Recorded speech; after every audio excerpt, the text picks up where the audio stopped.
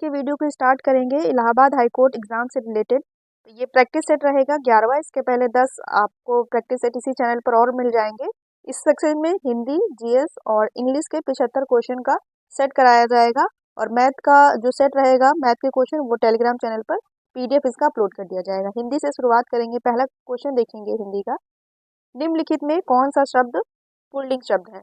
इसमें पुल्लिंग बताना है। पुल्लिंग हो जाएगा अंधेर। ऑप्शन नंबर 1 करेक्ट हो जाएगा। पुल्लिंग शब्द क्या हो जाएगा? अंधेर। और जो ये मुंडेर है, ये पक्षियों के अंतर्गत आएगा। तो जैसे कोयल, बटेर, मुंडेर, ये सब स्त्रीलिंग की श्रेणी में आएगा। तो right answer option number 1 correct हो जाएगा। फिर है निम्नलिखित शब्दों में से एक पुल्लिंग शब्द बताना है। इसमें भी पुल्लिंग बताना है। तो इसमें पुल्लिंग हो जाएगा दही। ऑप्शन नंबर डी करेक्ट हो जाएगा। दही शब्द क्या है? पुल्लिंग शब्द है। और जो अधिकतर जैसे खाने पीने, ये पीने वाली चीज होती है, इनको स्त्रीलिंग में रखा जाता है। जैसे कि चाय हो गया, लस्सी हो गया, शिकंजी हो गया, ये सब स्त्रीलिंग में होती है। लेकिन ये दही एक पुल्लिंग में आता है। ठीक है, पुल्लिंग शब्द है। फिर अगला क्वेश्चन देखेंगे। पुस्तक रखी है। पुस्तक रखी है वाक्य में वचन है। इसमें वचन बताना है। पुस्तक रखी है में कौन सा वचन है? तो एक वचन है। पुस्तक रखी है अगर होता पुस्तकें रखी है तो बहुवचन हो जाता है। इसका राइट आंसर ऑप्शन नंबर ए हो जाएगा, एक वचन। फिर नेक्स्ट क्वेश्चन है। निम्न में से संयुक्त व्यंजन है। संयुक्त व्यंजन 4 प्रकार के होते हैं: छत, र, ज्ञा और श्रा। इसमें पूछ रहा है कौन सा संयुक्त व्यंजन है? तो श्रा है, ये हमारा संयुक्त व्यंजन के अंतर्गत आ जाएगा। तो राइट आंसर इसका ऑप्शन नंबर ए हो जाएगा। और ये किससे मिलकर बनता है? तो ये शलजम वाला शा और हलंत नीचे और ये रा से मिलकर बनता है। ऐसे भी पूछ लिया जाता है। तो श्रा हो जाएगा। ठीक है, संयुक्त व्यंजन ऑप्शन नंबर ए करेक्ट है। फिर है जिस संज्ञा शब्द से किसी के गुण, दोष, दशा आदि का बोध होता है उसे डैश कहते हैं। तो उसे क्या कहते हैं? उसे जातिवाचक संज्ञा कहते हैं। ऑप्शन नंबर इसका क्या करेक्ट हो जाएगा? ऑप्शन नंबर ए। जिस संज्ञा शब्द के किसी के गुण, दोष, दशा आदि का बोध होता है उसे हम भाववाचक संज्ञा कहते हैं। ठीक है, जैसे कि कौन सी संज्ञा हो जाती है? बुढ़ापा, मिठास, लंबाई। तो इस प्रकार के सब किसमें आ जाते हैं? भाववाचक संज्ञा में। भाववाचक संज्ञा ये ऑप्शन नंबर सी में दिया हुआ है ना, ये जातिवाचक नहीं। ऑप्शन नंबर सी इसका करेक्ट हो जाएगा। ठीक है, फिर अगला क्वेश्चन देखेंगे। उसने कुछ नहीं खाया है। इस वाक्य में कुछ किस प्रकार का सर्वनाम है या सर्वनाम का बोधक है? किस प्रकार का सर्वनाम है? इसमें पूछ रहा है कुछ। उसने कुछ नहीं खाया। तो कुछ हो जाएगा हमारा कौन सा? प्रश्नवाचक है या निजवाचक है या संबंधवाचक है या निश्चयवाचक सर्वनाम है? तो सर्वनाम के 6 भेद होते हैं।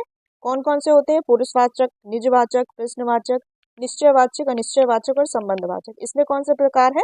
तो अनिश्चय, क्योंकि उसने कुछ नहीं खाया है। कुछ मतलब पता नहीं कुछ खाया है कि नहीं, तो अनिश्चयवाचक सर्वनाम के अंतर्गत होगा। तो राइट आंसर इसका क्या हो जाएगा? Option number D. फिर नेक्स्ट है मौसम आज कुछ सुहाना है। वाक्य में सुहाना शब्द किसका पर्यायवाचक शब्द है या सुहाना शब्द क्या है, ये पूछ रहा है। तो इसमें मौसम आज सुहाना है, इसमें मौसम की विशेषता बता रहा है कौन? ये सुहाना लग गया तो मौसम की विशेषता बता दी गई कि मौसम आज कुछ सुहाना सा है। तो विशेषता बताई जा रही है, तो विशेषण हो गया सुहाना शब्द। ठीक है, ऑप्शन नंबर इसका क्या करेक्ट हो जाएगा? ऑप्शन नंबर सी इसका राइट हो जाएगा। ठीक है, और अगला क्वेश्चन देखेंगे। वह नौकर नहीं आया। वह नौकर नहीं आया वाक्य में कौन सा विशेषण है? तो विशेषण कितने प्रकार के होते हैं? 4 प्रकार के विशेषण होते हैं। कौन कौन से? गुणवाचक विशेषण, संख्यावाचक विशेषण, परिमाणवाचक विशेषण और सार्वनामिक विशेषण। इसमें कह रहा है वह नौकर नहीं आया है, तो मतलब वह में किस प्रकार का विशेषण है? इसमें हो जाएगा आपका सार्वनामिक विशेषण। कौन सा हो जाएगा? सार्वनामिक विशेषण, क्योंकि ये सर्वनाम का प्रयोग किया जा रहा है ना। जैसे संज्ञा या संज्ञा के स्थान पर जिन शब्दों का प्रयोग किया जाता है उसे सर्वनाम कहते हैं। तो वही सार्वनामिक विशेषण है। वह नौकर नहीं आया है। ऑप्शन नंबर इसका ए करेक्ट हो जाएगा। फिर अगला क्वेश्चन देखेंगे। निम्नलिखित में विशेष्य पद है। तो विशेष पद किन्हें कहते हैं? जो विशेष पद होता है उसे संज्ञा रूपी शब्द भी बोल सकते हैं, मतलब जिसकी विशेषता बताई जाए। जैसे कि कह दिया जाए राम बहुत परिश्रमी लड़का है। राम बहुत परिश्रमी लड़का है। तो इसमें राम हो जाएगा विशेष्य, क्योंकि राम संज्ञा भी है और राम की विशेषता भी बताई जा रही है, तो वो हो जाएगा विशेष्य। और राम बहुत परिश्रमी लड़का है, तो परिश्रमी हो गई उसकी विशेषण हो गई, क्योंकि उसकी विशेषता बताई जा रही। लड़का कैसा है? परिश्रमी है, तो भी विशेषण हो गया। फिर इसी में अगर ये बहुत लिखा हुआ है राम बहुत परिश्रमी लड़का है, तो बहुत क्या हो जाएगा, इसको किससे इंडिकेट करेंगे, तो ये विशेषण की भी विशेषता बता रहा है, तो ये हो जाएगा विशेष प्रविशेषण। जो विशेषण, जो शब्द विशेषण की भी विशेषता बता दे वो हो जाते हैं प्रविशेषण। तो बहुत हो जाएगा इसमें प्रविशेषण। ठीक है, अब इसमें क्या है, निम्नलिखित में विशेष पद है, तो विशेष है उमा। उमा एक संज्ञा किसी का नाम है, तो उमा जैसे उमा बहुत अच्छा नाचती है, तो उमा शब्द की विशेषता बताई जा रही संज्ञा रूपी शब्द अर्थात नाम की, तो ऑप्शन नंबर ए इसका करेक्ट हो जाएगा। ठीक है, फिर इस तरह पूछा जा सकता है कि विशेष पूछ लेगा या विशेषण, अधिकतर तो बता ही लेते हैं, प्रविशेषण पूछ लिया जाता है, तो इस तरह याद रखेंगे। फिर देखेंगे सकर्मक क्रिया का उदाहरण कौन सा है। सकर्मक क्रिया दौड़ना है कि हंसना है, पढ़ना है या आना, तो उसका राइट आंसर हो जाएगा ऑप्शन नंबर सी। पढ़ना कैसी है, सकर्मक क्रिया है। ठीक है, पढ़ना कैसी क्रिया हो जाएगी, सकर्मक क्रिया। जैसे कि पुस्तक पढ़ी जा रही है, जैसे पुस्तक पढ़ना, रामायण पढ़ना, क्या पढ़ा जा रहा है, पुस्तक पढ़ी जा रही है, तो इसके साथ कोई ना कोई कर्म होगा, तो ये हो जाएगा हमारा सकर्मक क्रिया। ठीक है, फिर अगला क्वेश्चन देखेंगे, कारक के भेद हैं। कारक के कितने भेद होते हैं, तो कारक के भेद होते हैं 8। कर्ता, कर्म, करण, संप्रदान, अपादान, अधिकरण, इस तरह कितने कारक होते हैं, 8 कारक होते हैं। ठीक है, फिर हरिमोहन अपनी बहन को पुस्तक देता है। हरिमोहन अपनी बहन को पुस्तक देता है, वाक्य में रेखांकित पद में कारक है, इसमें कारक का प्रकार बताना है। इसमें अगर देखा जाए तो दो क्वेश्चन, मतलब इस क्वेश्चन का दो आंसर सही लग रहा है, क्योंकि हरिमोहन अपनी बहन को पुस्तक देता है, तो को कर्ता ने कर्म को, तो इस हिसाब से कर्म भी हो रहा है, लेकिन जो बुक में दिया गया है इसके आंसर की में, उसमें बताया गया है संप्रदान कारक। इसमें बताया गया बहन को पुस्तक देता है अर्थात पढ़ने के लिए पुस्तक देता है, और संप्रदान कारक का विभक्ति चिन्ह होता है संप्रदान के लिए, तो उस हिसाब से इसमें संप्रदान बताया गया है। लेकिन आप लोग कमेंट करके बताइएगा आपके हिसाब से इसमें कौन सा आंसर सही होना चाहिए। बाकी ऐसे क्वेश्चन विवादित हो जाते हैं, फिर इसका आयोग ही डिसीजन लेता है कि इसका आंसर क्या होगा, तो इसमें इसका इसका छोड़ रहे हैं, इसका आप लोग बताइएगा इसका आपके हिसाब से क्या होगा। जो किताब है इसमें तो संप्रदान दिया गया है, लेकिन संप्रदान भी हो सकता है, कर्म भी हो सकता है। तो अगला क्वेश्चन देखेंगे, पुष्प का पर्यायवाची निम्न में से कौन सा है, तो पुष्प का जो पर्यायवाची हो जाएगा कौन सा हो जाएगा, सुमन हो जाएगा। सुसन लिखा है, सुमन, सुमन, ठीक है, सी वाला हो जाएगा, ये हो जाएगा। ठीक है, ऑप्शन नंबर सी। और ये क्षण प्रभा किसका होता है, क्षण प्रभा बिजली का होता है। ठीक है, बिजली का क्षण प्रभा होता है, और ये काफी बार पूछा भी गया है एग्जाम में। फिर अगले क्वेश्चन में देखेंगे, इसमें है गद्यांश दिया हुआ है, ये इस तरह के गद्यांश के आंसर बहुत ही अच्छे से अगर 1 से 2 बार रीड कर लेंगे गद्यांश को, तो इसके आंसर आराम से निकल आते हैं। तो इसको पॉज करके इसको पूरा गद्यांश रीड करना, इसके बाद इसका आंसर देख लेते हैं। जो 14वां क्वेश्चन है, छलने की कला, छलने की कला का हम किस प्रकार उपयोग करते हैं, तो अकॉर्डिंग टू पैसेज जो इसका आंसर हो जाएगा वो हो जाएगा खुलकर। ठीक है, छलने की कला का हम किस प्रकार प्रयोग करते हैं, तो खुलकर प्रयोग करते हैं। ठीक है, फिर नेक्स्ट क्वेश्चन है, मुंह में राम बगल में छुरी, इसका अर्थ इनमें से किस वाक्य से पता चलता है, तो मुंह में राम बगल में छुरी, मुंह में कुछ और मन में कुछ और, तो यही आंसर इसका ऑप्शन नंबर बी राइट है। ठीक है, फिर नेक्स्ट देखेंगे, हमने जीवन का अभिन्न अंग किसे बना लिया है, हमने जीवन का अंग किसे बना लिया है, तो पाखंड और दिखावे को, जब हम पैसेज पढ़ेंगे तो उसमें दिख जाएगा, पाखंड और दिखावे को, ऑप्शन नंबर ए करेक्ट है इसका। फिर यह जानते हुए कि बात गलत है हम उसके प्रति निष्ठा क्यों प्रकट करते हैं, क्योंकि पाखंड और दिखावा हमारे जीवन का अभिन्न अंग बन गया है, इसलिए राइट आंसर इसका क्या हो जाएगा, ऑप्शन नंबर सी करेक्ट हो जाएगा। फिर है गद्यांश का उपयुक्त शीर्षक क्या है, तो जब हम पूरा पैसेज पढ़ेंगे तो आपको पता चलेगा कि गद्यांश का जो शीर्षक है ये हो जाएगा पाखंड आधुनिक जीवन का सत्य। ठीक है, ऑप्शन नंबर इसका डी करेक्ट हो जाएगा। फिर अगला क्वेश्चन देखेंगे, पूरब और उत्तर के बीच की दशा या दिशा, सॉरी दिशा है जो अगर ऐसे बनाएंगे, पूरब, यहाँ पूरब हो जाएगा, यहाँ पश्चिम हो जाएगा, यहाँ उत्तर हो जाएगा, और यहाँ हो जाएगा आपका दक्षिण। तो इसमें क्या पूछ रहा है, पूरब और उत्तर, पूरब और उत्तर की दशा मतलब ये पूछ रहा है, तो इसको हम जो क्या कहते हैं वन वर्ड में बोलेंगे तो इसको क्या बोलेंगे, तो इसको बोलेंगे ईशान, क्या बोलेंगे, ईशान। ठीक है, आप ऐसे पूरा लिख लेंगे, ईशान कहेंगे। और यदि इसी प्रकार इस तरह किसी भी के प्रकार का भी पूछा जा सकता है।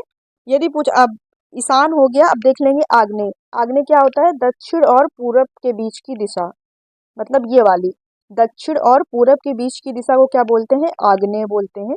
आग्नेय यहाँ लिख लेना। फिर अगली क्या लिखा हुआ है? अगला लिखा हुआ ईशान हो गया, फिर है वायव्य। तो वायव्य जो होता है इसे क्या बोलते हैं? उत्तर और पश्चिम के बीच की दिशा। मतलब कौन सी हो जाएगी? उत्तर और पश्चिम बीच की दिशा, ये हो जाएगी आपकी वायव्य वाली। और ये लास्ट है जो नैऋत्य, तो ये इसको ये बचा है हमारा कौन सा? दक्षिण और पश्चिम, तो ये हो जाएगा नैऋत्य। ठीक है, जैसे ये लिखा है नैऋत्य करके, तो ये हो जाएगा। ये इस तरह पूछ लिया जाता है किसी भी दिशा का, चारों का आप याद रखेंगे। ठीक है, इसका राइट आंसर जो होगा वो हो जाएगा ईशान आपका। फिर अगला क्वेश्चन देखेंगे, 20वां है, आए थे हरिभजन को ओटन लगे कपास, लोकोक्ति है, इसका अर्थ बताना है। तो जो इसका अर्थ हो जाएगा वो हो जाएगा कि किसी कार्य विशेष की उपेक्षा कर दूसरे कार्य को करना। आए थे हरिभजन को ओटन लगे कपास, किसी कार्य विशेष की उपेक्षा कर दूसरे कार्य को करना। ठीक है, कोई और कार्य करने आए थे और कोई और कार्य करने लगे, तो ऑप्शन नंबर इसका डी करेक्ट हो जाएगा। फिर देखेंगे तिरंगा में कौन सा समास है? तो तिरंगा में कौन सा समास हो जाएगा? तो इसमें द्विगु समास हो जाएगा। द्विगु समास क्यों होगा? क्योंकि अगर हम तिरंगा को विग्रह करेंगे, समास विग्रह करेंगे, तीन रंग वाला, मतलब जिस समास का पहला पद संख्यावाचक हो और अंतिम पद क्या हो? संज्ञा हो, तो उसे द्विगु समास बोलते हैं। तो उस हिसाब से राइट आंसर हो जाएगा ऑप्शन नंबर बी। ठीक है, संख्यावाची शब्द जो हो। फिर निम्नलिखित में से शुद्ध वाक्य को चुनिए, इसमें से शुद्ध वाक्य का चयन करना है। राम रोटी खाया है, तो ये तो गलत लग रहा है। राम ने रोटी खाया है, राम ने रोटी खाई है, राम रोटी खा लिया है। इसका सही जैसे किसी से बोला जाता है, राम ने रोटी खाई है, तो राइट आंसर ऑप्शन नंबर हो जाएगा इसका क्या? सी वाला करेक्ट है। जो शुद्ध वाक्य है ये हो जाएगा हमारा ऑप्शन नंबर सी। फिर लिखा है शुद्ध वर्तनी वाला शब्द बताना है कि जो शुद्ध लिखा हुआ है वो कौन सा शब्द है इनमें से। तो उज्जवल ये ज्यादा पूछा जाता है वर्तनी शुद्धि में, इसमें आधा जा होता है, याद रखेंगे, आधा जा इसमें भी है। प्रज्वलित भी ठीक लिखा है। अशुद्ध वर्तनी वाला शब्द जो है ये हो जाएगा समुज्ज्वल। ठीक है, इसमें कौन से क्या गड़बड़ है? इसमें दो जा बनेंगे। ठीक है, तो राइट आंसर हो जाएगा ऑप्शन नंबर डी। फिर अगला क्वेश्चन देखेंगे, अलंकार से है। कनक कनकते 100 गुनी मादकता अधिकाय अधिकाय, या खाए बौराए नर व पाए बौराए। इसमें अलंकार बताना है, तो इसमें कौन सा अलंकार हो जाएगा? कनक कनकते 100 गुनी, काफी बार ये पूछा गया है और अक्सर हम लोग यही वाला एग्जाम्पल पढ़ते भी हैं जो इसमें पूछा गया है। तो इसमें अलंकार जो हो जाएगा वो हो जाएगा यमक। कौन सा अलंकार हो जाएगा? यमक अलंकार हो जाएगा। क्यों हो जाएगा? जब एक शब्द बार बार प्रयोग हो और उसका प्रत्येक बार उसका शब्द का अलग अलग अर्थ निकले, तो वहां हम यमक अलंकार का उपयोग करते हैं। जैसे इसमें कनक दिया गया है, एक कनक का अर्थ क्या है? धतूरा, और दूसरे कनक का अर्थ है सोना। ठीक है, एक कनक का अर्थ क्या है? धतूरा, ये खा लेगा तो इंसान क्या हो जाएगा? बौरा जाएगा। और वह पाए बौराए, ये वाला जो सोना इंसान बहुत अधिक मात्रा में पा लेगा तो भी बौरा जाएगा। तो वही एक शब्द है लेकिन दोनों बार अलग अलग प्रयोग किया गया है। ठीक है, इसका right answer option number D correct है। फिर अगला क्वेश्चन देखेंगे, रिक्त स्थान की पूर्ति करने के लिए सर्वाधिक उपयुक्त शब्द का चयन करना है। लड़का बीमार है डैश पढ़ने नहीं आया। लड़का बीमार है इसलिए वह पढ़ने नहीं आया, तो इसमें जो सही से जो शब्द फिल होगा कौन सा हो जाएगा? इसलिए, लड़का बीमार है इसलिए पढ़ने नहीं आया। ठीक है, ऑप्शन नंबर इसका क्या करेक्ट हो जाएगा? ऑप्शन नंबर 20 का राइट हो जाएगा। फिर अगले 25 क्वेश्चन रहेंगे मैथ के। इसका आपको टेलीग्राम चैनल पर पीडीएफ प्रोवाइड करा दिया जाएगा, आप मैथ की प्रैक्टिस सेट इससे लगा सकते हैं। ठीक है, आंसर की के साथ। फिर इसके बाद हम जो पढ़ेंगे ये देखेंगे इंग्लिश के 25 क्वेश्चन। पहला क्वेश्चन है, the following sentence are divide. ठीक है, इसमें एरर बतानी है कुल मिलाकर। तो क्वेश्चन जो लिखा हुआ है सेंटेंस है, to who did you speak last night. To who did you speak last night, तो जो इसका शाब्दिक अर्थ है हो जाएगा कि कल रात तुमने किससे बात की। To who did you speak last night. तो जब हम किसी शब्द की शुरुआत करते हैं इंग्लिश में, किसी सेंटेंस की शुरुआत करते हैं, तो उसको हम हु से कभी नहीं स्टार्ट करते हैं। हु हमारा कंजक्शन जाता है बीच में, तो ये जो स्टार्ट होगा सेंटेंस तो हो जाएगा टू हुम। क्या हो जाएगा? टू होम, WHOM, ठीक है, WHOM। तो ये इसमें जो एरर हो जाएगी किस पार्ट में है, ये पहले वाले पार्ट में एरर है, तो ऑप्शन नंबर इसका क्या करेक्ट हो जाएगा, ऑप्शन नंबर ए। ठीक है, कल रात तुमने किससे बात की। फिर अगला क्वेश्चन है, इसमें क्या करना है, फिल इन द ब्लैंक्स करना है। The mother monkey picked up her baby and climb up the tree to. Fill करना है, कौन सा सुटेबल जो फिल है वो आएगा इसमें। तो इसमें आ जाएगा ऑप्शन नंबर सी आएगा, सेफली, सेफ्टी आएगा, सेफ्टी। क्योंकि इसका अगर हिंदी का मतलब देखेंगे तो बंदर की माँ ने अपने बच्चे को उठाया और पेड़ पर सेफली चढ़ गई, मतलब सफलतापूर्वक चढ़ गई। तो सेफ्टी इसका सही होगा आंसर, ऑप्शन नंबर सी इसमें करेक्ट फिल हो जाएगा। फिर अगला देखेंगे, इसमें भी फिल इन द ब्लैंक्स ही है। I was determined not to stay in hospital. I was determined not to stay hospital, मैं इस बात पर दृढ़ था कि अस्पताल में in not to stay in hospital for any longer dash was strictly necessary. मैं इस बात से दृढ़ था कि अस्पताल में ज़रूरत से ज़्यादा समय तक नहीं रुकूंगा। तो इसमें जो एनी लॉन्गर के साथ आएगा, एनी लॉन्गर देन का एक कॉम्बिनेशन होता है, एनी लॉन्गर देन मतलब इससे अधिक समय तक। तो जो इसमें करेक्ट फिल होगा वो हो जाएगा ऑप्शन नंबर बी, देन। ठीक है, ऑप्शन नंबर इसका क्या करेक्ट हो जाएगा, ऑप्शन नंबर 20 का राइट हो जाएगा, एनी लॉन्गर देन। इसका मतलब होता है इससे अधिक समय तक। ठीक है, इसको कह सकते हैं जो फिक्स प्रपोजिशन होती है। फिर अगला क्वेश्चन देखेंगे, चूज द करेक्टली सिनोनिम्स, मतलब पर्यायवाची बताना है। जो इविडेंट शब्द है, तो इविडेंट का मतलब क्या हो जाता है, इविडेंट मतलब प्रत्यक्ष रूप से। तो इसका अनक्लियर होगा नहीं, हिडन भी नहीं होगा क्योंकि छुपा हुआ होता है, डॉबिशियस डॉबिशियस भी नहीं होगा। इसका राइट आंसर जो हो जाएगा ये हो जाएगा ऑबिशियस। तो ऑबिशियस का मतलब क्या हो जाता है, इसका मतलब ये होता है एकदम क्लियर, साफ या प्रत्यक्ष रूप से। सिनोनिम्स हो जाएगा इसका ऑप्शन नंबर डी करेक्ट हो जाएगा एविडेंट का। फिर देखेंगे अगला क्या बताना है, इसमें एंटोनिम्स मतलब अपोजिट बताना है। हिडन, हिडन मतलब होता है छुपा हुआ, हिडन मतलब क्या हो जाएगा आपका, छिपा हुआ। और जो इसमें कंसेल्ड दिया हुआ है इसका मतलब भी होता है छुपा हुआ, हमको बताना है एंटोनिम्स है, ये भी नहीं होगा, इसका मतलब भी छुपा हुआ होता है। कवर्ड मतलब भी ढका हुआ ही होता है। और जो वेल्ड लिखा हुआ है इसका मतलब हो जाता है ढका हुआ, मतलब घूंघट से। वेल्ड का यूज किया जाता है घूंघट के लिए, ठीक है, तो ये भी नहीं होगा हिडन। तो इसका जो राइट आंसर हो जाएगा 55 का, इसका राइट आंसर हो जाएगा ऑप्शन नंबर डी, अपेरेंट। क्या हो जाएगा, अपेरेंट, क्योंकि इसका मतलब क्या होता है, इसका मतलब होता है प्रकट या प्रत्यक्ष रूप से। तो राइट आंसर हो जाएगा इसका अपेरेंट। हिडन मतलब छुपा हुआ और अपेरेंट मतलब प्रत्यक्ष रूप से, क्योंकि इसमें एंटोनिम्स पूछा गया था। ठीक है, right answer option number D है। नेक्स्ट क्वेश्चन है, इसमें भी एंटोनिम्स बताना है आपको। Can I borrow your cell, इसमें पूरा एक सेंटेंस लिखा हुआ है लेकिन हमें सिर्फ एंटोनिम्स बताना है ना। तो बोरो मतलब क्या होता है, उधार लिया हुआ। बोरो मतलब क्या होता है, उधार लिया हुआ। और जो उधार लिया हुआ का अपोजिट हो जाएगा वो क्या हो जाएगा, ऑप्शन नंबर बी, लैंड हो जाएगा, LEND, लैंड हो जाएगा हमारा बोरो का अपोजिट या एंटोनिम्स। ठीक है, क्योंकि जो LEND लैंड है इसका मतलब हो जाता है कर्ज देना या उधार देना। और बोरो मतलब क्या होता है, उधार लेना। ठीक है, बोरो मतलब उधार लेना, और LEND लैंड मतलब होता है अ, उधार देना। ठीक है, तो ये हो जाएगा right answer option number B. फिर अगला क्वेश्चन देखेंगे, choose the word which means the same as the group of, अच्छा इसमें वन वर्ड बताना है। A place where cloth are kept, a place where clothes are kept, तो इसको तो वार्डरोब भी बोलते हैं, जहाँ पर कपड़े रखे जाते हैं उस अलमारी को क्या बोलते हैं, वार्डरोब। ठीक है, और इसका राइट आंसर फिर क्या हो जाएगा, ऑप्शन नंबर डी। और जो ये कॉफिन होता है, कॉफिन का यूज किया जाता है, इसको बोलते हैं 100 पेटी का, या जिसमें 100 को रखा जाता है, 100 पेटी। ठीक है, हैंगर हो जाएगा, हैंगर। और सेफ्ट, सेफ्ट हो जाता है तीर बार से संबंधित है। ठीक है, फिर अगला क्वेश्चन है, identify the correctly spelled word, जो सही मीनिंग है वो बतानी है। तो ये अमेंडमेंट पढ़ने में आ रहा है, अब बस ये देखना है कि अमेंडमेंट जो हम लोग संविधान संशोधन पढ़ते हैं ना, ये वही वाला संशोधन है, अमेंडमेंट। तो इसमें जो स्पेलिंग करेक्ट हो जाएगी ये हो जाएगी हमारी AMENDMENT। तो किसमें लिखा हुआ है, तो राइट आंसर हो जाएगा ऑप्शन नंबर डी, अमेंडमेंट मतलब संशोधन। ठीक है, ये करेक्टली स्पेल्ड है। फिर नेक्स्ट क्वेश्चन देखेंगे, food स्पॉलेज refers to an irreversible modification in which food becomes inedible for its quality is compromised।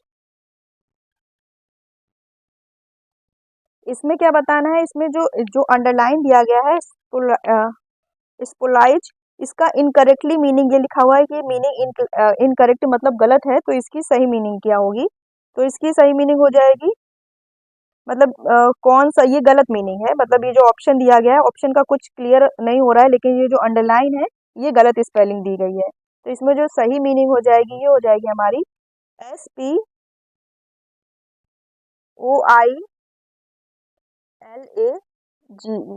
ठीक है, स्पोलाइज, एस्पोलाइज का क्या मतलब होता है, मतलब खराब होने से बचाना, इन सेंस खराब होने को से बचाना स्पोलाइज।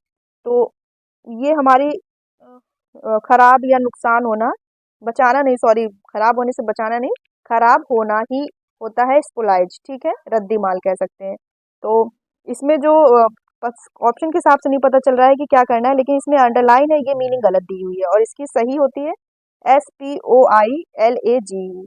तो इसका right answer option number A ही है होगा, और इसका कोई अंडरलाइन के हिसाब से नहीं हो रहा है। ठीक है, इसका हिंदी में मतलब हो जाएगा, खाद्य पदार्थ का खराब होना एक अपरिवर्तनीय परिवर्तन को संदर्भित या बताता है, संदर्भित करता है जिससे भोजन अखाद्य हो जाता है और यह इसकी गुणवत्ता से समझौता हो जाता है, इट्स क्वालिटी इज कंप्रोमाइज्ड। ठीक है, ऑप्शन नंबर इसका ए ही करेक्ट, क्योंकि ये स्पोलाइज की मीनिंग गलत है। फिर अगला क्वेश्चन देखेंगे, द ग्रेटेस्ट, इसमें क्या बताना है, underline part of sentence which is not grammatically correct. ठीक है, the greatest thing in the style of writing और speaking it's to have a use of metaphor, मतलब कि लिखने या लेखन और बोलने की शैली में सबसे बड़ी बात है रूपक का ज्ञान होना। ठीक है, तो is to have a use of metaphor नहीं हो जाएगा, यहाँ पर यूज हो जाएगा नॉलेज, क्योंकि लिखने और बोलने की शैली में सबसे बड़ी बात क्या है, रूपक या मेटाफर का ज्ञान होना। तो यहाँ पर जो करेक्ट आएगा वर्ड ये आ जाएगा आपका नॉलेज। ठीक है, नॉलेज यहाँ पर यूज की जगह क्या प्रयोग करेंगे, नॉलेज को प्रयोग करेंगे। ठीक है, ऑप्शन नंबर इसका करेक्ट हो जाएगा ए।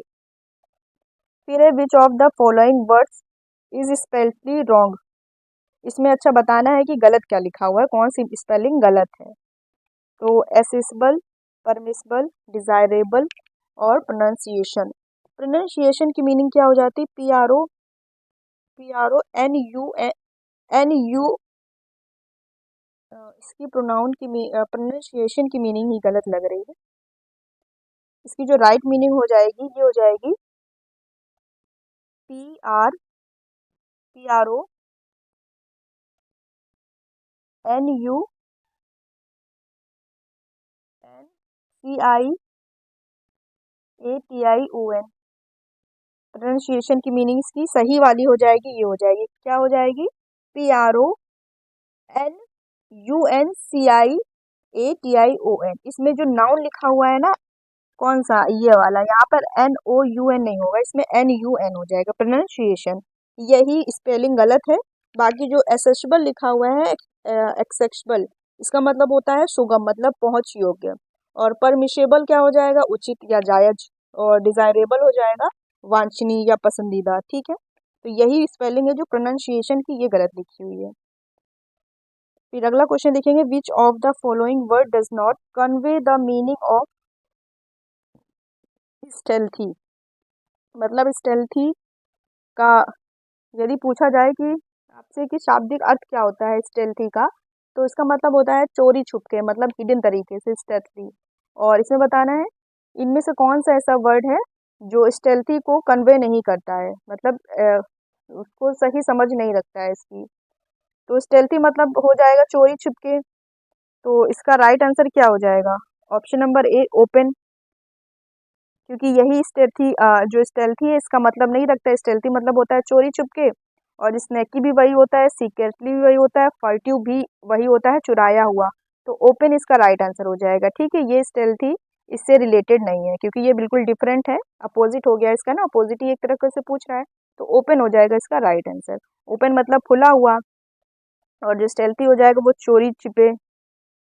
ठीक है, ऑप्शन नंबर ए करेक्ट रहेगा इसका। फिर अगला क्वेश्चन देखेंगे, विच of the following words mean रफली द सेम एज गिल्ब। गिल्ब का मतलब होता है टॉकेटिव, मतलब बोलने में कुशल, वाक्पटुता, गिल्ब। और इसमें क्या पूछा है, फॉलोइंग वर्ड मीन्स रफली द सेम एज गिल्ब, मतलब इससे मिलता जुलता शब्द बताना है। गिल्ब, ग्लिब, सॉरी ग्लिब है। तो ग्लिब मतलब वाक्पटुता, मतलब फ्लुएंसी, एक प्रकार से फ्लुएंसी जैसे कहते हैं फ्लुएंट। तो right answer option number C में है। ठीक है, इसका करेक्ट आंसर हो जाएगा फ्लुएंट। ठीक है, बाकी जो हेल्टिंग, स्टम्बलिंग मतलब होता है लड़खड़ाया हुआ।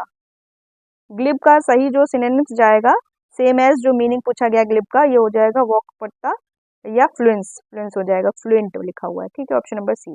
फिर which of the following word means रफली the same as cynical. Cynical मतलब होता है निंदा, निंदक, निंदक होता है सिनिकल। और जो इसका सेम एज पूछ रहा है, मतलब पर्यायवाची ही पूछ रहा है, तो हो जाएगा स्केप्टिकल। स्केप्टिकल मतलब भी होता है कि इसका मतलब होता है निंदा करना या निंदक, और इसका मतलब होता है नास्तिक। तो एक ही जैसे सिमिलर ही है दोनों, है ना। नास्तिक हो जाता है, अविश्वसनीय हो जाएगा, होपफुल नहीं होगा। पॉजिटिव भी सेम है, होपफुल आशा पूर्ण, और पॉजिटिव भी हो जाएगा सकारात्मक। चीयरफुल तो अलग ही है, लेकिन जो इसका सिमिलरिटीज वाला शब्द बनेगा सिनिकल का, क्या बन जाएगा, sceptical. Option number A correct हो जाएगा। ठीक है, नास्तिक होता है इसका मतलब। फिर अगला क्वेश्चन देखेंगे, इसमें क्या बताना है, identity the word of the sentence which contains a mistake, मतलब एरर बतानी है। The man idol, the main idol, sorry man नहीं है, मेन है। द मेन आइडल मतलब एक मूर्ति, मुख्य मूर्ति, along with the jewelers were found missing this morning। इसका मतलब है आज सुबह आभूषणों से भरी हुई मुख्य मूर्ति गायब पाई गई थी। आभूषणों से, एक ही तो मूर्ति है, द मेन आइडल ही तो बोल रहा है, द मेन आइडल मतलब एक ही मूर्ति है जो आभूषणों से भरी हुई है। मूर्ति तो एक ही है ना, हम एक के विषय में बात कर रहे हैं, तो यहाँ वर ना आकर यहाँ आ जाएगा वॉज। क्या आ जाएगा, was. The main idol along with the jewellers was found missing this morning. ठीक है, ये ज्वेलर्स यदि एस, ये एक मूर्ति है, मूर्ति एक है, लेकिन उसमें काफी सारे ज्वेलर्स आभूषण है, उसके लिए एस प्रयोग हुआ है। यहाँ पर वर का यूज ना करके वॉज का यूज करेंगे, तो इधर हो जाएगी बी पार्ट में। ठीक है, फिर अगला है, neither the manager nor his secretary. Neither the manager, ना तो प्रबंधक और ना ही उसका सेक्रेटरी मतलब सचिव, वर अवेलेबल फॉर कमेंट्स। ना तो प्रबंधक और ना ही उसका सचिव या सेक्रेटरी जो टिप्पणी के लिए उपलब्ध था। तो इसमें जो आएगा, neither the manager nor his secretary was आएगा। इसमें सी पार्ट में एरर है, क्या आ जाएगा, यहाँ पर वॉच का प्रयोग करेंगे। फिर अगला क्वेश्चन देखेंगे, इसमें क्या बताना है, इसमें नेक्स्ट क्वेश्चन में फिलअप्स है। Sealed tenders will be received dash the office dash in chief engineer. इसमें बताना है, ऑप्शन जो दिए गए हैं इसमें से करेक्ट फिल क्या होगा। Sealed tender will be received in the office, received in the office of the chief engineer, मतलब जो सील बंद निविदा मुख्य अभियंता के कार्यालय में प्राप्त की जाएगी। Seal tender will be received in the office, यहाँ जाएगा इन the office of the chief engineer. ठीक है, राइट आंसर क्या हो जाएगा, ऑप्शन नंबर ए। फिर अगला देखेंगे, the serious students dash this group are the ones who demand the most dash the college. The serious student, इस समूह के गंभीर छात्र वे हैं जिनकी कॉलेज में सबसे अधिक मांग है। तो इसमें क्या भरेंगे, the serious student of this group are the ones who demand the most in college में। ठीक है, ऑप्शन नंबर इसमें क्या फिल हो जाएगा, option number C correct fill हो जाएगा। फिर अगला क्वेश्चन देखेंगे, इसमें भी फिलअप है। The wall collapsed dash a crowd dash people were buried dash the rubbles. The wall collapsed, इसका जो मतलब आ रहा है निकल के, दीवार गिरने से लोगों की भीड़ मलबे में दब गई। रबल्स मतलब मलबे में दब गई। द वॉल कोलेज्ड, दीवार गिरने से लोगों की भीड़ मलबे में दब गई। तो इसमें जो करेक्ट फिल हो जाएगा बना लेंगे, क्या होगा देखेंगे। The wall collapsed on a crowd, crowd के ऊपर ऑन आ जाएगा। ऑन किस में दिया गया है, दो में है on. A crowd of people were buried dash the rubble. अब इसमें ये देखना है ओवर आएगा या फिर अंडर आएगा। तो जो करेक्ट आएगा वो अंडर आएगा। कि कैसे, क्योंकि भीड़, जो दीवार गिरने से लोगों की भीड़ मलबे के नीचे दब गई ना, तो अंडर आ जाएगा। ठीक है, ऑप्शन नंबर बी करेक्ट हो जाएगा। फिर नेक्स्ट है, it's time we did away with some of these outdated laws. इसका क्या मतलब है, अब समय आ गया है कि इनसे कुछ पुराने कानूनों को खत्म कर दें। It's time we did away with some of these outdated law, पुराने कानूनों को खत्म कर दे। इसमें क्या पूछा, the expression underline in the sentence means. अच्छा, इसका जो अंडरलाइन दिया गया है वो है डिड अवे विद, इसका मतलब बताना है, मतलब दूर करना।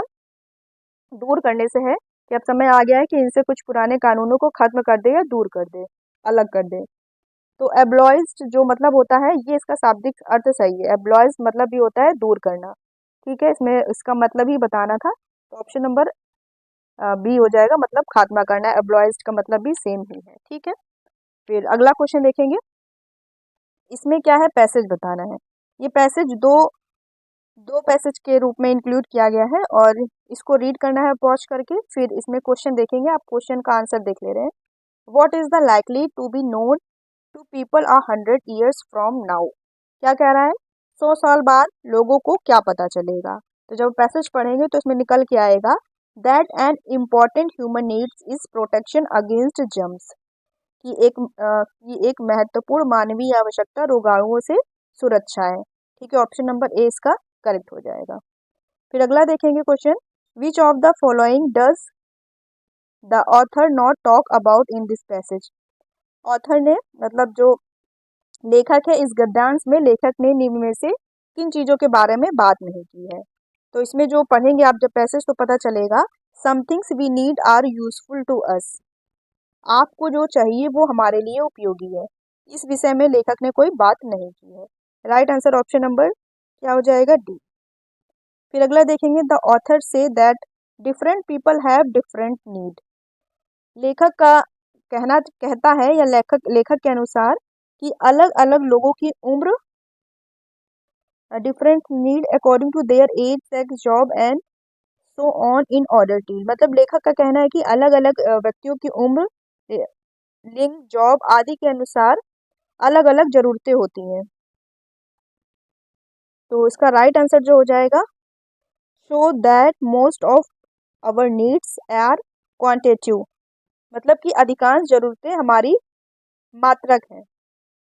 ऑप्शन नंबर डी इसका करेक्ट हो जाएगा। ठीक है, फिर अगला क्वेश्चन देखेंगे, 74वां है, what is the author's attitude toward chocolate, cigarettes and TV. मतलब कि चॉकलेट, सिगरेट और टीवी के प्रति लेखक का क्या कहना है या क्या दृष्टिकोण है उसका। तो इसका राइट आंसर हो जाएगा, we did not need these to get on with our life, मतलब कि हमें अपने जीवन को आगे बढ़ाने के लिए इन सब चीज़ों की आवश्यकता नहीं है, मतलब चॉकलेट, सिगरेट और टीवी की। तो इसका भी राइट आंसर क्या हो जाएगा, हमारा ऑप्शन नंबर इसका हो जाएगा डी। ठीक है, फिर अगला क्वेश्चन देखेंगे, which saying that most of our needs are quantity the author asserted that. Which saying that most of our needs are quantitative the author asserts that, ये कहते हुए कि हमारी अधिकांश जरूरतें मात्रा मात्रा कम है, लेखक का दावा है कि, मतलब किस बात पर जोर दे रहा है, which saying the most of our needs quantitative the author asserts. तो इसका जो राइट आंसर है ये हो जाएगा पैसेज जब के अकॉर्डिंग, ये हो जाएगा ऑप्शन नंबर सी के साथ, we must have neither too little nor too much of anything. हमारे पास ना तो कोई चीज बहुत कम होनी चाहिए और ना ही बहुत ज़्यादा होनी चाहिए। ठीक है, तो इसका राइट आंसर हो जाएगा ऑप्शन नंबर सी। फिर अगला क्वेश्चन देखेंगे, 76वां है, यहाँ से 25 जीएस के क्वेश्चन होंगे। क्वेश्चन देखेंगे, अटल पेंशन योजना के तहत पेंशन रिटर्न ग्राहक के डैश वर्ष का हो जाने के बाद दिया जाता है। तो जो अटल पेंशन योजना है ये मई 2015 में इस योजना की शुरुआत की गई थी। अटल पेंशन योजना के अंतर्गत विशेष रूप से असंगठित क्षेत्र में श्रमिकों को वृद्धावस्था आय सुरक्षा देने और 60 वर्ष तक न्यूनतम पेंशन की गारंटी प्रदान करने के उद्देश्य से संबंधित है। तो इसमें जो उम्र पूछी गई है ये हो जाएगी हमारी 60 वर्ष। ऑप्शन नंबर बी इसका करेक्ट आंसर हो जाएगा। फिर देखेंगे अगला क्वेश्चन, भगवान महावीर का जन्म वर्तमान समय के डैश राज्य में हुआ था। तो महावीर स्वामी का जन्म कब हुआ था? 540 ईसा पूर्व हुआ था। कहाँ पर हुआ था इनका जन्म? तो कुंडा ग्राम में हुआ था। और जो वर्तमान है वो बिहार है ना, तो ऑप्शन नंबर इसका करेक्ट हो जाएगा बी। और इनकी मृत्यु जो हुई थी 527 ईसा पूर्व हुई थी। कहाँ पर? पावापुरी। पावापुरी कहाँ है? ये भी बिहार में है। ठीक है, इसका right answer option number C हो जाएगा। फिर नेक्स्ट क्वेश्चन है, 1757 ईस्वी में डैश ने प्लासी में सिराजुद्दौला के खिलाफ कंपनी की सेना का नेतृत्व किया था। तो इसमें से किसने किया था? तो इसका राइट आंसर हो जाएगा Clive, Robert Clive. Option number हो जाएगा इसका, अंग्रेजी सेना की तरफ से कौन था? रॉबर्ट क्लाइव था। Right answer option number C है। ठीक है, फिर अगला क्वेश्चन देखेंगे, और इसमें जीता कौन था? मतलब ये बंगाल के नवाब जो सिराजुद्दौला को पराजित कर भारत में ब्रिटिश साम्राज्य की नींव रखी थी। ठीक है, रॉबर्ट क्लाइव ने सिराजुद्दौला को पराजित कर दिया था। फिर अगला क्वेश्चन देखेंगे, ज्योतिबा फूले ने डैश में सत्यशोधक समाज की स्थापना की। ज्योतिबा फूले ने सत्यशोधक समाज की स्थापना तो की थी, लेकिन सन पूछ रहा है कब की थी? 1873 ईस्वी में। ऑप्शन नंबर इसका बी करेक्ट हो जाएगा। और जो ज्योतिबा फूले हैं इनसे संबंधित एक पुस्तक भी पूछी जाती है, गुलामगिरी। ये भी पुस्तक इन्हीं के द्वारा लिखी गई है। ठीक है, गुलामगिरी पुस्तक ज्योतिबा फूले द्वारा लिखी गई है। इसका right answer option number B है। फिर अगला क्वेश्चन देखेंगे, निम्नलिखित में से किस अनुच्छेद में संस्कृति एवं शिक्षा के अधिकार का उल्लेख किया गया है? तो जो हमारे भारतीय संविधान का जो भाग 3 है इसमें बताया गया है जो मौलिक अधिकार अनुच्छेद कहाँ से कहाँ तक? अनुच्छेद 12 से 35 तक मौलिक अधिकारों का वर्णन है ना। 6 जो वर्तमान में हमारे मौलिक अधिकार हैं, तो इसमें से जो अनुच्छेद 19 से 22 के अंतर्गत है इसमें स्वतंत्रता का अधिकार बताया गया है। अनुच्छेद 23 से 24 के अंतर्गत शोषण के विरुद्ध अधिकार बताया गया है। अनुच्छेद 25 से 28 तक धार्मिक स्वतंत्रता से संबंधित अधिकार बताए गए हैं। और जो अनुच्छेद 29 से 30 है इसमें संस्कृति एवं शिक्षा से संबंधित अधिकार बताए गए हैं। ठीक है, तो ऑप्शन नंबर इसका करेक्ट हो जाएगा, ऑप्शन नंबर डी। फिर अगला क्वेश्चन, भारतीय संविधान के राज्य के नीति निर्देशक तत्व किस देश से ग्रहित किए गए थे या किस देश से लिए गए थे? तो नीति निर्देशक तत्व कहाँ से लिए गए हैं? तो ये आयरलैंड से लिए गए हैं। ऑप्शन नंबर करेक्ट हो जाएगा कौन सा? ऑप्शन नंबर बी करेक्ट हो जाएगा। ठीक है, आयरलैंड से लिए गए हैं और अनुच्छेद 36 से 51 तक के अंतर्गत रखे गए हैं। फिर अगला क्वेश्चन देखेंगे, भारतीय संविधान का कौन सा अनुच्छेद यह निर्धारित करता है कि सर्वोच्च न्यायालय द्वारा घोषित कानून भारत के क्षेत्र के भीतर सभी अदालतों पर बाध्यकारी होगा? कौन सा अनुच्छेद है? तो अनुच्छेद 141। यह बताता है कि उच्चतम न्यायालय द्वारा घोषित विधि भारत के राज्य क्षेत्र के भीतर सभी न्यायालयों को बाध्यकारी रहेगी। ठीक है, ऑप्शन नंबर ए करेक्ट हो जाएगा। 141 अनुच्छेद के अंतर्गत बताया गया है ये। फिर नेक्स्ट क्वेश्चन है, निम्नलिखित में से किस राज्य के उच्च न्यायालय का न्यायिक अधिकार क्षेत्र केंद्र शासित प्रदेश दमन और दीव तक फैला हुआ है? किस राज्य के उच्च न्यायालय का न्यायिक अधिकार क्षेत्र केंद्र शासित प्रदेश दमन और दीव तक फैला हुआ है? मतलब कौन सा कंट्रोल करता है? तो राइट आंसर हो जाएगा ऑप्शन नंबर बी, बम्बई उच्च न्यायालय। ठीक है, बम्बई उच्च न्यायालय है जो कि यहाँ भी चलता है, दमन और दीव तक फैला हुआ है इसका न्यायिक क्षेत्र। फिर नेक्स्ट क्वेश्चन है, भागीरथी नदी का उद्गम गौमुख हिमनद से होता है। यह देवप्रयाग में अलकनंदा से मिलकर डैश नदी बनाती है। तो कौन सी नदी बनाती है? तो गंगा नदी का निर्माण करती है। ऑप्शन नंबर हो जाएगा इसमें सी। ठीक है, फिर अगला क्वेश्चन देखेंगे, निम्नलिखित में से कौन सा भारत और विश्व का एकमात्र तैरता हुआ राष्ट्रीय उद्यान है? इंपॉर्टेंट क्वेश्चन है, काफी बार एग्जाम में ये पूछा जाता है। तो ये हो जाएगा केबुल लामजाओ राष्ट्रीय उद्यान। ये विश्व का एकमात्र तैरता हुआ राष्ट्रीय उद्यान है और जो कि कहाँ स्थित है? ये स्थित है मणिपुर में। ठीक है, मणिपुर में लोकटक झील है ना, उसके उस पर ही ये स्थित है। ये एकमात्र तैरता हुआ राष्ट्रीय उद्यान है। और जो ये बालक बालपक राम है, ये है स्थित कहाँ? ये राष्ट्रीय उद्यान है मेघालय में स्थित। ठीक है, पूछा जा सकता है, ये भी याद रखेंगे, मेघालय में स्थित है ये। और जो गूगामल है, गूगामल राष्ट्रीय उद्यान ये कहाँ पर है? तो ये महाराष्ट्र में स्थित है। कहाँ? महाराष्ट्र में। ठीक है, फिर नेक्स्ट है नागरहोल, ये भी काफी बार एग्जाम में पूछा जाता है। तो नागरहोल है कर्नाटक में स्थित राष्ट्रीय उद्यान। ठीक है, चारों पता होने चाहिए। और ये जो ऑप्शन नंबर इसका राइट हो जाएगा, ऑप्शन नंबर सी करेक्ट हो जाएगा, मणिपुर में। फिर अगला क्वेश्चन देखेंगे, हरित क्रांति के दौरान किसानों द्वारा बाजार में अधिशेष के रूप में कौन सी उपज उपलब्ध थी? कौन सी उपज उपलब्ध थी? तो गेहूं और चावल, गेहूं और चावल। ऑप्शन नंबर इसका बी हो जाएगा करेक्ट, गेहूं और चावल। ठीक है, और जो हरित क्रांति है इसकी शुरुआत भारत में कब हुई? 1966 से 67 के मध्य। ठीक है, 66 से 67 के मध्य। और जो हरित क्रांति के जनक है, ये किसे जाना जाता है? नॉर्मन बोरलॉग को। ठीक है, नॉर्मन बोरलॉग को हरित क्रांति का जनक जाना जाता है। और यदि भारत की बात की जाए तो भारत में हरित क्रांति के जनक M S Swaminath, M S Swaminath को जाना जाता है। ठीक है, स्वामीनाथन को। ठीक है, फिर अगला क्वेश्चन हो रहा है, राउरकेला स्टील प्लांट जर्मनी के सहयोग से भारत के किस राज्य में स्थापित किया गया था? ये किस राज्य में स्थापित किया गया था? राउरकेला जो प्लांट है ये जर्मनी के सहयोग से भारत के उड़ीसा राज्य में, कहाँ पर है? ये उड़ीसा में स्थित है। ऑप्शन नंबर इसका करेक्ट हो जाएगा, ऑप्शन नंबर बी। और ये किस पंचवर्षीय, ये भी पूछा जाता है, किस पंचवर्षीय योजना के दौरान? तो ये द्वितीय पंचवर्षीय योजना, जो कि 1956 से कब तक? 1956 से 1961 तक जो पंचवर्षीय योजना थी, द्वितीय पंचवर्षीय योजना, उस पंचवर्षीय योजना के अंतर्गत इसको स्थापित किया गया था। क्योंकि जो द्वितीय पंचवर्षीय योजना थी उसका लक्ष्य ही था कि औद्योगिक क्षेत्र को बढ़ावा देना। पहली का क्या था? कृषि क्षेत्र को बढ़ावा देना। इससे आप याद रखेंगे, द्वितीय में तो 1956 से 61 के मध्य रही। और इसी पंचवर्षीय योजना के दौरान राउरकेला स्टील प्लांट, जो कि जर्मनी के सहयोग से उड़ीसा में स्थापित किया गया। ऑप्शन नंबर ए करेक्ट हो जाएगा। फिर नेक्स्ट देखेंगे, ओजोन परत वायुमंडल की निम्नलिखित में से किस परत में पाई जाती है?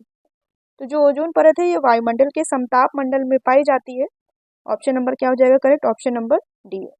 और ओजोन पृथ्वी पर जीवन को सूर्य की पराबैंगनी जो यूवी रेज होती हैं, अल्ट्रावायलेट इस किरणों से बचाता है। फिर अगला क्वेश्चन है, एम एस एक्सेल 365 में कौन सा सेल रेफरेंस प्रकार किसी फॉर्मूले को कॉपी करने और किसी अन्य सेल में पेस्ट करने के बाद फॉर्मूले में सेल रेफरेंस के नए स्थान को रिफ्लेक्ट करने की अनुमति देता है? कौन सा ऑप्शन इसका करेक्ट हो जाएगा? इसका राइट आंसर जो हो जाएगा वो हो जाएगा option number B, relative cell reference. ठीक है, relative cell reference, option number इसका बी करेक्ट हो जाएगा। फिर है, पत्तियों से पानी वाष्प के रूप में एक प्रक्रिया द्वारा निकलता है जिसे डैश कहते हैं, इसे क्या कहते हैं? वाष्पोत्सर्जन। ऑप्शन नंबर कौन सा करेक्ट हो जाएगा? ऑप्शन नंबर डी करेक्ट हो जाएगा। पत्तियों से पानी वाष्प के रूप में एक प्रक्रिया द्वारा निकलता है जिसे क्या कहते हैं? वाष्पोत्सर्जन। फिर अगला है, यकृत ग्रंथि डैश स्रावित करती है जो पित्ताशय नामक एक शैली में संग्रहित होता है। यकृत ग्रंथि डैश स्रावित करती है, क्या चीज स्रावित करती है? पित्तरस। ठीक है, ऑप्शन नंबर क्या करेक्ट हो जाएगा? Option number D. फिर अगला क्वेश्चन देखेंगे, गलगंड निम्नलिखित में से किस ग्रंथि की एक बीमारी है? ये किस ग्रंथि की एक बीमारी है? ये थायराइड ग्रंथि की एक बीमारी है। ठीक है, ये किस कमी से होता है? तो ये हो जाता है आयोडीन की कमी से, जिसे हम लोग आमतौर पे घेंघा रोग के नाम से जानते हैं ना, वही चीज ये गलगंड नाम से जाना जाता है। इसे गंडमाला के नाम से भी जाना जाता है। ठीक है, और इसे घेंघा रोग तो आम भाषा में बोलते ही हैं। और ये शरीर में कैसे होता है? आयोडीन की कमी के कारण हो जाती है, जिससे क्या होता है? थायराइड ग्रंथि में सूजन आ जाती है। ठीक, तो थायराइड ग्रंथि हो जाएगा इसका right answer, option number C. फिर है अगला क्वेश्चन, निम्नलिखित में से किस रोग को टीकाकरण द्वारा ठीक नहीं किया जा सकता? किस रोग को टीकाकरण द्वारा नहीं ठीक किया जा सकता? रेबीज का तो टीका लगता ही है, टाइफॉइड का भी टीका लगता है, रेबीज का भी टीका लगता है, लेकिन बेरी बेरी है ये टीका ये इसको टीकाकरण द्वारा नहीं रोका जा सकता है। जो B1 होता है, B1 का थायमीन बोलते हैं ना, B1 को, विटामिन B1 को, उसको थायमीन भी कहा जाता है। और इसकी कमी से बेरी बेरी रोग हो जाता है। थायमीन की कमी से क्या होता है कि वृद्धि रुक जाती है और इसमें भूख में भी कमी आ जाती है। तो इसको टीकाकरण से नहीं इसको सुधारा जा सकता है। इसके लिए जैसे कि दाल हो गया और अनाज, अंडा, ये सब चीज़ें खाने से इसमें सुधार होता है। जो बेरी बेरी होता है, और जो बेरी बेरी नामक रोग होता है इसको टीकाकरण द्वारा नहीं रोका जा सकता। या नहीं सही किया जा सकता। ऑप्शन नंबर ए ठीक हो जाएगा, इसको खान पान से ठीक किया जा सकता है। फिर अगला क्वेश्चन देखेंगे, निम्नलिखित में से क्या घरेलू आय में शामिल नहीं है? तो देश के सभी कर्मचारियों द्वारा अर्जित आय, या देश के निवासियों द्वारा अर्जित आय, देश के सभी उद्योगों का लाभ, या देश के बाहर अनिवासियों द्वारा अर्जित आय। जो देश के बाहर, हमारे भारत देश के बाहर जो अब निवासियों द्वारा आय अर्जित की जा रही है, इसको ही घरेलू आय में शामिल नहीं किया जाता है। ठीक है, ऑप्शन नंबर क्या करेक्ट हो जाएगा? क्योंकि ये देश के बाहर कर रहे हैं तो फिर घरेलू आय कैसी हो गई, है ना? तो ऑप्शन नंबर इसका करेक्ट हो जाएगा क्या? डी। ठीक है, फिर नेक्स्ट क्वेश्चन देखेंगे, मोहिनीअट्टम किस राज्य की नृत्य शैली है? तो मोहिनीअट्टम कहाँ का शास्त्रीय नृत्य है? तो ये है केरल से संबंधित। ऑप्शन नंबर इसका करेक्ट हो जाएगा बी। और ये हिंदू देवता विष्णु भगवान से संबंधित है। ठीक है, अगला क्वेश्चन देखेंगे, दशहरा उत्सव डैश दशहरा उत्सव को डैश के नाम से भी जाना जाता है, तो इसको विजयादशमी के नाम से भी जाना जाता है। ऑप्शन नंबर बी करेक्ट हो जाएगा। नेक्स्ट है, अंतर्राष्ट्रीय महिला दिवस कब मनाया जाता है? तो अंतर्राष्ट्रीय जो महिला दिवस है ये 8 मार्च को मनाया जाता है। ऑप्शन नंबर बी करेक्ट हो जाएगा। फिर अगला है, सितंबर 2024 में किसे उत्तर प्रदेश महिला आयोग का अध्यक्ष नियुक्त किया गया? करंट का क्वेश्चन है। तो ये नियुक्त की गई है बबीता चौहान। ऑप्शन नंबर इसका करेक्ट हो जाएगा क्या? जो उत्तर प्रदेश राज्य महिला आयोग की अध्यक्ष नियुक्त हुई हैं बबीता चौहान, आगरा आगरा से संबंधित है ये। और इस आयोग में चारू चौधरी भी हैं और अर्पणा यादव भी है। ये उपाध्यक्ष है, ये दोनों अर्पणा यादव और चारू चौधरी ये दोनों उपाध्यक्ष है, लेकिन इसमें अध्यक्ष पूछा गया था, तो बबीता चौहान करेक्ट आंसर है। फिर अगला क्वेश्चन है, सितंबर 2024 में राष्ट्रपति द्रौपदी मुर्मू ने किस राज्य में विश्व शांति बुद्ध विहार का उद्घाटन किया है? कहाँ पर किया है? तो महाराष्ट्र के लातूर जिले में। ऑप्शन नंबर क्या करेक्ट हो जाएगा? ऑप्शन नंबर बी, महाराष्ट्र के लातूर जिले में राष्ट्रपति द्वारा विश्व शांति बौद्ध विहार का उद्घाटन किया गया है। ठीक है, फिर अगला क्वेश्चन देखेंगे, ठीक है, हाँ महाराष्ट्र ठीक है। फिर अगला क्वेश्चन देखेंगे, अगस्त 2024 में किसने मिस अर्थ इंडिया 2024 का खिताब जीता है? तो 2024 में मिस अर्थ इंडिया 2024 का जो खिताब जीता है, ये जीता है गौरी गोथानकर ने। ऑप्शन नंबर इसका करेक्ट हो जाएगा, option number D, Gauri Gothankar ने। और जो प्रिया सेनन का नाम है, इन्होंने 2023 में जीता था। ठीक है, 2024 का है गौरी गोथानकर ने। ऑप्शन नंबर इसका डी करेक्ट हो जाएगा। तो ये क्वेश्चन हो गया हमारे 75 हिंदी, इंग्लिश और जीएस से रिलेटेड। और आपने अगर काउंट किया हो तो आप बताइएगा कमेंट बॉक्स में, आपके कितने क्वेश्चन इनमें से 75 में से कितने क्वेश्चन बन रहे हैं। बाकी आप मैथ का टेलीग्राम चैनल से पीडीएफ डाउनलोड करके अपना मैथ का प्रैक्टिस सेट सॉल्व कर सकते हैं। मिलते हैं आपके साथ अगले वीडियो में। अगर वीडियो अच्छा लगा हो तो वीडियो को लाइक कीजिएगा, और अभी तक चैनल से नहीं जुड़े हैं अपने एग्जाम की तैयारी के लिए तो चैनल से भी जुड़ सकते हैं।